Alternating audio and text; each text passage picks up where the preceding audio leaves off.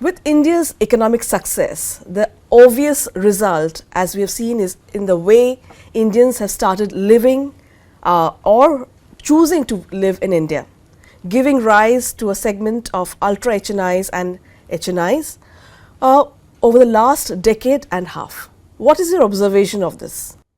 I mean, Indians are definitely living better. Let's start with that. The last 10, 15 years have been absolutely brilliant for us. I mean, just from a number perspective, India has approximately 800,000 millionaires. People who make about 8.3 crores of net worth, and over about 12,000 ultra HNIs in the country, which is a decent number already. 23 we sold about $5 billion worth of luxury goods.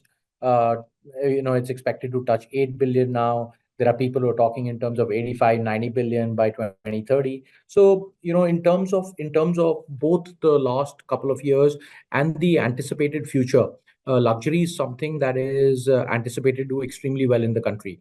I mean, if you were to just look at the way our GDP has grown and is anticipated to grow, the GNI, the way it is anticipated to grow, the way we are spending money, there's a definite shift of, how we were saving money to how we're investing money now.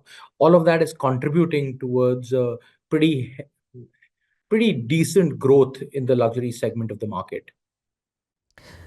Yes, so India has traditionally been a saving economy. Even when a lot of economies crashed during the pandemic, India could sustain because Indians primarily believe in saving.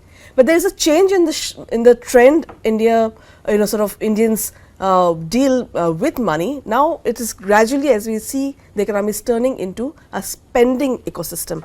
Do you think Indians are, Mhm. from a saving economy, we are transforming into a spenders economy? Oh, well, absolutely a great question. Uh, yes, we are actually moving from just being a savings economy to being a, I would say, investment oblique spending economy.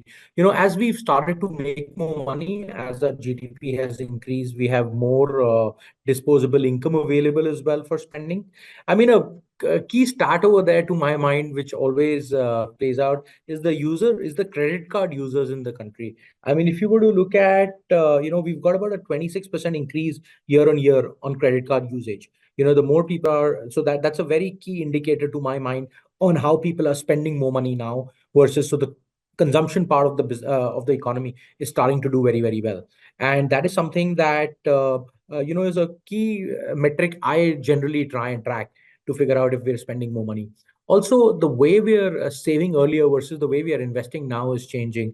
I mean, there are so many facts that keep changing. How we were an FD-based savings country, and now we're moving towards equity markets. Lots and lots of people putting money through mutual funds. Through mutual funds, moving into both equity and debt instruments. So all of that is looking forward to in a direction that we are moving towards a more consumable based. We're consuming more, and hence we're investing more, kind of a shape of. And financial literacy is really helping us as well. So I think there is a bunch more of financial literacy that has happened, which is actually helping us move from just traditional saving instruments to maybe new investment instruments. So as the pocket size increases, what people want to own also is getting, people want to own better things, bigger things. What is your sentiment about the luxury market, the luxury automobile market in India right now? Because I believe SUVs are now the flavor of the season. People want to buy bigger cars. What is your observation? Oh, great point. I mean, obviously, the luxury auto market is growing. It's we've touched our best numbers ever. The question that everybody is trying to answer is, say we're about at about 40,000 cars, 40,000 luxury cars a year. When do we hit 100,000?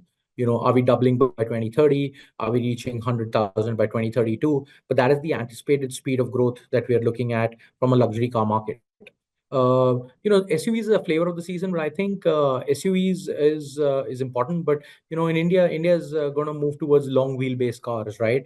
If you look at most of the new launches, a lot of people are trying to put in money behind long wheelbases, traditionally longer cars, because that is what people anticipate luxury with to a certain extent. So that is a key driving factor on the luxury car market also.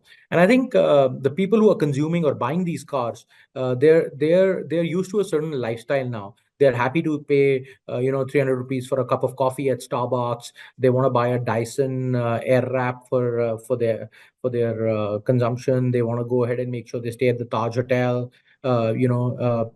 So it's not just about buying the luxury car, but it's the lifestyle that is changing quite drastically. And I think the luxury car is a part of that lifestyle which is changing. So you don't have to just absorb that what is the growth in the luxury car market, but growth in the associated enabler markets as well is something that is of key interest to me. And I'm seeing a fair amount of significant growth in the luxury market overall, to that extent. I mean, just think of it. Ethos, the watch company, is growing at 33%. The Taj Group posted a 37% jump in profits. So all of those numbers, all of those trend indicators are in the same direction. Yeah, even as we speak, we know that Tesla is all set to enter the Indian market. EVs are making a big splash already. But even then, luxury cars are going to stay, and people are getting a taste of the high life as we can define it. So, what are people actually looking for when they want to spend on these big ticket vehicles? I think there are different kinds of consumers want different kinds of what they really want out for. You have your flamboyant air segment. Somebody who's for whom the luxury car market is something that he's seen through when he's growing up. He's looking at the driving experience, the experience that comes with the car, the latest technology in the car to be him. There is somebody who is a rising achiever. Maybe he's a professional, maybe he's a first generation startup guy. He's made his money, but for him, it's still the typical Indian value for money concept as well. Even though he's buying a luxury car, he still wants to maintain that whole concept of value for money. It's an aspirational buy for him, so the badge is more important than what typically the product is. It's the badge value of the car that is very important for him. You have a segment for the patient aspirer, right? Somebody who's got it through a lot of hard work, who's put in the hard yards and 10, 15 years of work, and then he's buying his first luxury car. He's looking at, he compares that if I'm buying a luxury car, what is the latest tech I'm getting? So there's this whole concept of fabbing.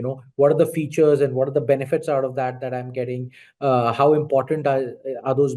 It's a way of collecting badges for him as well, to say that what, my car has these many number of tech features in it, and hence I paid the extra money. So different segments of the consumer have a very different aspirational level when it comes to buying a luxury car. Over the next decade, how much penetration would the luxury automobile market make into the overall automobile segment in India? Well, I think like I started off by saying, the critical number for everybody is the 100,000 number. When do we get to 100,000 number in terms of the luxury car sales? Do we hit it in 2031? Do we hit it in 2032?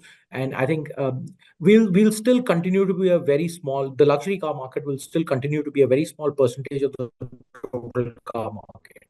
Say if the total car market tends to reach about 6 million, 6.5 million, and the 100,000 number is reached, it's still a very small number from a total car market perspective.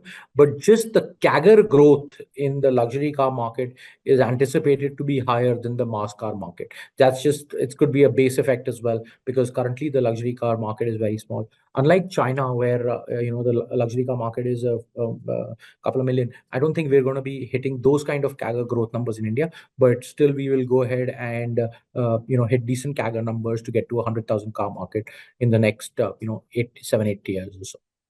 Thank you, Shom. Thank you so much for your insights.